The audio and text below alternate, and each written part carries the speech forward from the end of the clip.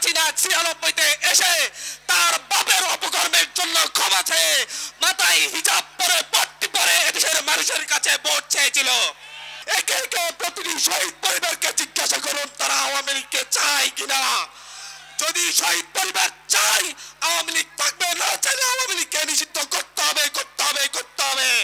সেই 71 পরবর্তী সময় থেকে শেখ মুজিব গণহত্যা চালিয়েছিল রক্ষী বাহিনী দিয়ে। শেখ মুজিব এদেশের মানুষের জন্য নিয়ে এসেছিল অভিশাপ। অর্থনীতিকে ধ্বংস করে দিয়ে এদেশের খাদ্য সম্পদ বিদেশে পাচার করে এদেশে দুর্ভিক্ষ এনে দিয়েছিল। 74-এর দুর্ভিক্ষে এদেশের লক্ষ লক্ষ মানুষ নিহত হয়েছিল। দুর্ভিক্ষে মানুষ না খেয়ে শহীদ হয়েছিল। দুর্ভিক্ষের পরবর্তী সময়ে এদেশের সিপাহী জনতা শেখ মুজিবকে উৎখাত করেছিল। যদিও সেটা নির্মম হত্যাকাণ্ড ঘটেছিল, আমরা তার নিন্দা জানিয়েছি। কিন্তু পরবর্তীতে শেখ হাসিনা 96-তে এসে তার বাপের অপকর্মের জন্য ক্ষমা চেয়ে মাথায় হিজাব পরে পট্টি পরে এদেশের মানুষের কাছে ভোট চেয়েছিল। এদেশের মানুষ সরল মনে শেখ হাসিনাকে আরেকবার বিশ্বাস করেছিল। কিন্তু শেখ হাসিনা 96-তে ক্ষমতায় এসেই ভারতের তাবেদারি শুরু করেছিল। ক্ষমতায় এসেই তখন আল্লামা আজিজুল হক সহ আলেম ওলামাদের বিরুদ্ধে অবস্থান নিয়েছিল। এদেশের দেশপ্রেমীদের বিরুদ্ধে অবস্থান নিয়েছিল।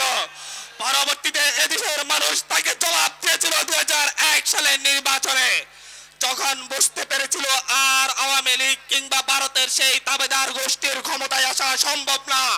তখন 7-8 সেশনে ফখরুদ্দিন মঈনুদ্দিনের সহযোগিতা নিয়ে ভারতের ইন্ধনে একটি কারচুপির নির্বাচনের মধ্য দিয়ে সে আরেকবার ক্ষমতায় আসে। সানবিট সব দিবে সামাল। সানবিট ম্যাজিক প্রেস ডিশওয়াশিং এর মাথা ঘোরানো সলিউশন। তারপরে ইতিহাস অজানা, এদেশের আলেম ওলামাকে রাজনৈতিক কারণে হত্যা করেছিল, ফাঁসি দিয়েছিল। 2013 সালের 5ই মে হত্যাকাণ্ড ঘটিয়েছিল। 2013 সালের 28শে ফেব্রুয়ারি শুধুমাত্র একজন আলেমের মুক্তির লড়াইয়ে মানুষকে নির্বিচারে হত্যা করেছিল। এদেশের মানুষকে গুম করেছিল। ইলিয়াস আলীর মতো নেতাকে গুম করেছে। এদেশের মানুষকে গুম করে হত্যা করে নির্যাতন করে 14, 18, 24-এর নির্বাচন করেছে। তার পরবর্তীতে এই মধ্য সময়ে এদেশের হাজারো ছাত্র জনতা নিহত হয়েছে শেখ হাসিনার অত্যাচারে। ঘর থেকে তুলে নিয়ে গুম করে ফেলা হয়েছিল, সকালে তুলে নিয়ে যাওয়া হয়েছে, পরের দিন ভোরে লাশ পাওয়া গিয়েছিল। এই আওয়ামী লীগকে আপনারা রাজনৈতিক দল হিসেবে কিভাবে বিবেচনা করেন? আপনাদের কাছে আমার প্রশ্ন। একটি রাজনৈতিক দল হওয়ার মতো আওয়ামী লীগের কোন বৈশিষ্ট্য কি আছে? একটি রাজনৈতিক দল হওয়ার মতো কোন বৈশিষ্ট্য আওয়ামী লীগের আছে? তাহলে সেই সন্ত্রাসী সংগঠনকে অবশ্যই নিষিদ্ধ করতে হবে। সেই সন্ত্রাসী সংগঠনকে অবশ্যই নিষিদ্ধ করতে হবে। মাননীয় প্রধান উপদেষ্টা, আপনি বলছেন আওয়ামী লীগ তার কার্যক্রম পরিচালনা করবে কিনা সেই সিদ্ধান্ত নাকি আওয়ামী লীগ নেবে। আপনাকে বলে দিতে চাই, আপনাকে সাবধান করে বলতে চাই, আওয়ামী লীগ বাংলাদেশের রাজনীতি করবে কিনা সেই সিদ্ধান্ত আপনিও না, কোনো রাজনৈতিক দল নেবে না।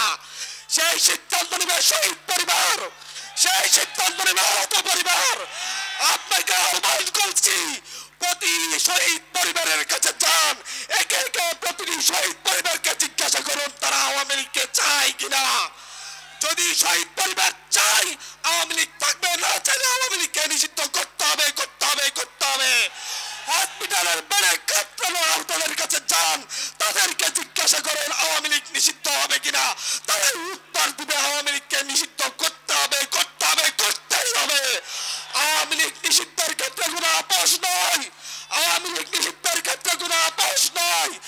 আমরা আজকে এনসিপির পক্ষ থেকে এই সমাবেশের মধ্য দিয়ে আমরা আমাদের অবস্থান স্পষ্ট করেছি।